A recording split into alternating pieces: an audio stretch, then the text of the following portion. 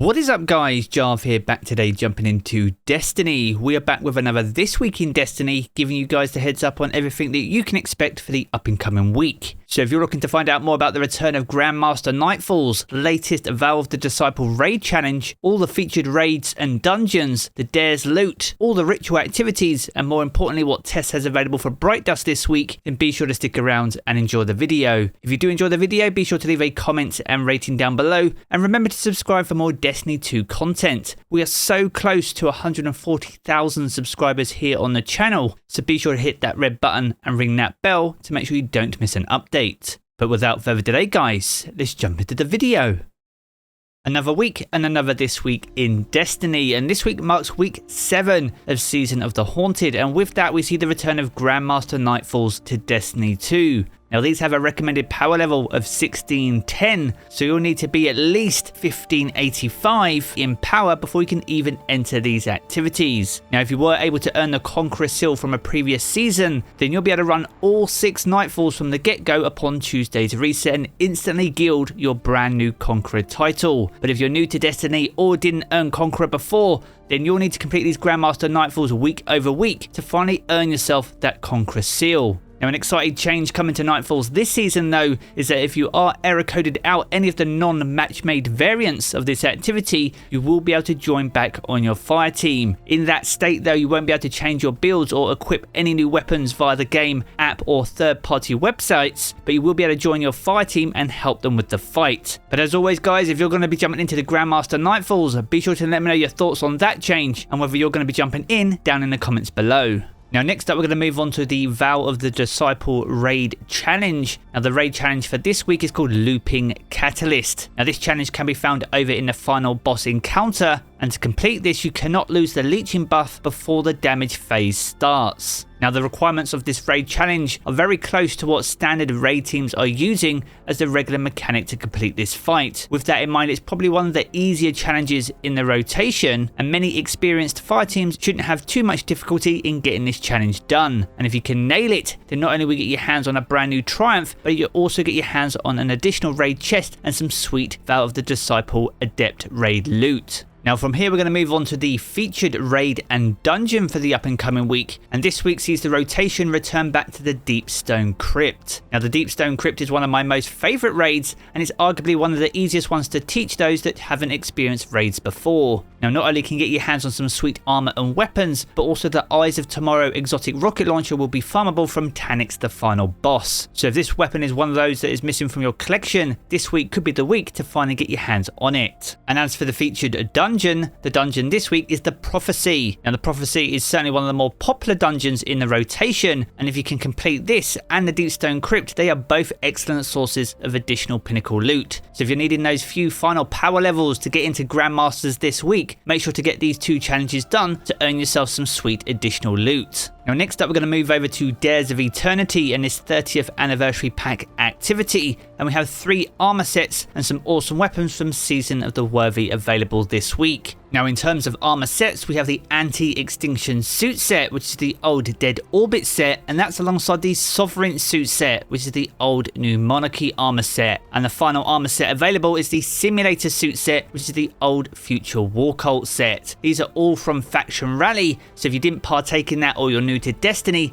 then these have a chance to drop during the course of the activity or upon activity completion. But if you're not too keen on filling out your transmog collection and you'd rather seek out brand new weapons, as we said, there are some awesome weapons available from Season of the Worthy this week. These include the Enigma's Draw Sidearm, the Dire Promise Hand Cannon, the True Prophecy, the Timeline's Vertex Fusion Rifle, the Honor's Edge Sword, the Interference Grenade Launcher, the Distant Tumulus Sniper Rifle, the Arsenic Bite Bow, the Gian 7 Pulse Rifle, and also the Escape Velocity Submachine Gun. Some of these weapons are still absolutely top tier and are incredibly strong in Season 17. So if you're still seeking out god rolls on some of these, then make sure to jump into dares to get your chance to get your hands on them. Now next up we're going to move over to the weekly rituals, and we have a new mission from the Witch Queen campaign available this week. It comes in the form of the Ghosts, and this is where we have to follow Finch's tip to a hive temple that may contain clues on how Savathûn stole the light. These were an awesome addition to Witch Queen and are also an excellent source of pinnacle loot. So once again, if you're still on the power grind or you just want some additional Ascendant alloy, then you can also pick up this key upgrade material upon activity completion. Now as for the up and coming Nightfall for week 7, we return to the Proving Grounds. Now if you are gilding your Conqueror seal, then you will have all 6 Nightfalls initially available, but if you're not gilding your seal or you just want to run the normal Nightfall, then the Proving Grounds will be your challenge for the up and coming week. Now in terms of the Nightfall exclusive weapon for the up and coming week, this should be the Silicon Neuroma. Now the Silicon Neuroma is a awesome aggressive frame sniper rifle that can have some pretty incredible roles both for PvE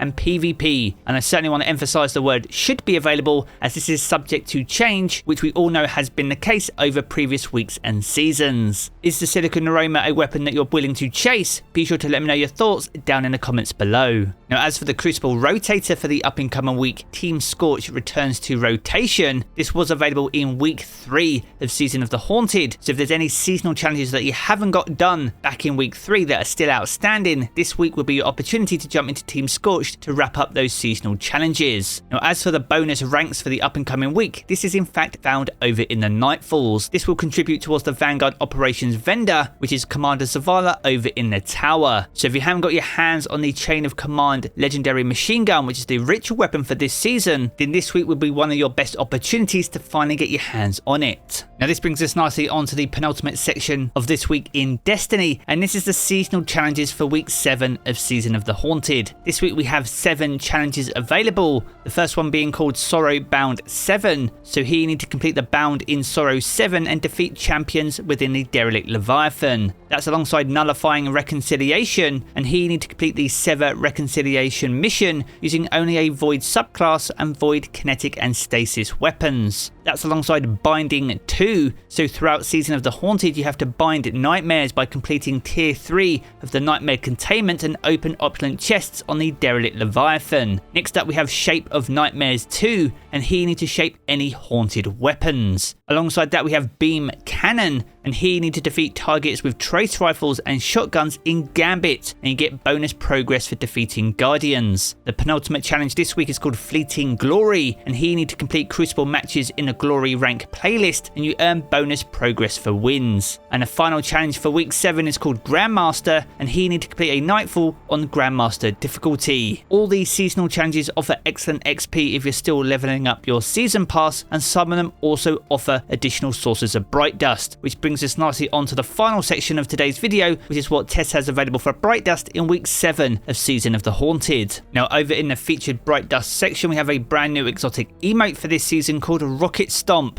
Now this has been available previously in week 3 and 4 for silver, but you can pick it up this week for 3,250 Bright Dust. That's alongside an exotic weapon ornament for the Aegis Scepter, and this is called Springtime Scales. Now this was available in week 2 for 700 silver, but you can pick up this awesome ornament for just 1,250 Bright Dust this week. And that's alongside a brand new transmat effect for this season called Ghost Purple. Now it has been possible to pick this up for just 200 silver, but you can pick it up this week for 450 Bright Dust. And the shader for the up and coming week is called Seven Sisters, and this is back from Season of the Chosen. So if you missed out on this way back then, be sure to pick this one up. It's absolutely awesome, and this will set you back just 300 Bright Dust. Now over in the main Bright Dust store we have another exotic emote back from Forsaken, and this is called All Alone. Now this is a very popular emote, especially in Crucible, so if you missed out on it and are looking to pick this up, this will set you back 3,250 Bright Dust. That's alongside a brand new legendary emote introduced this season called Knitting Project. This was available in week 5 for 500 silver, but can be picked up in week 7 for Bright Dust, and this will set you back 700 Bright Dust this week. That's alongside a legendary weapon ornament for the Ostringer hand cannon, and this one's called Prized Ivory. Now this is the second out of the 2 ornaments for Ostringer that's been available this season, and can be picked up for just 700 Bright Dust this week. Now alongside that we have an exotic sparrow called Cordyception. Now this is a brand new one introduced this season and forms part of a cosmetic set. So if you didn't fancy spending 2,200 on that entire set, you can pick up this single item this week for 2,500 Bright Dust. Now next up we have exotic armor ornaments, and these will vary depending on which class you visit Tess with. For you hunters you have an exotic ornament for the Celestial Nighthawk. For you Titans you have an exotic ornament for your Path of the Burning Steps, and for your Warlocks you have an ornament for your Ophidian Aspects. These are all brand new ornaments that were introduced this season, and if you're looking to pick them all up, each one will set you back 1500 bright dust this week. The penultimate item on offer is a ghost projection back from Season of the Splicer, and this is the Atheon projection. So if you're collecting these, this will set you back 1500 bright dust this week. And the final item on offer is an awesome exotic weapon ornament for the Black Talon exotic sword, and this is called Sunrise Saber. Now this ornament could be a weapon in itself, it's that good. So if you're looking to pick this up, this will set you back just 1250 bright dust this week. So there we have it guys, a good look on everything that you can expect from week 7 of Season of the Haunted. If you've enjoyed this video, be sure to check out one of the 2 videos you see here in these cards for more Destiny 2 content. And if you want to keep up to date with everything to do with Destiny 2, then be sure to hit subscribe as well. I'm going to jump back into the game as always guys, and I will catch you all again very soon.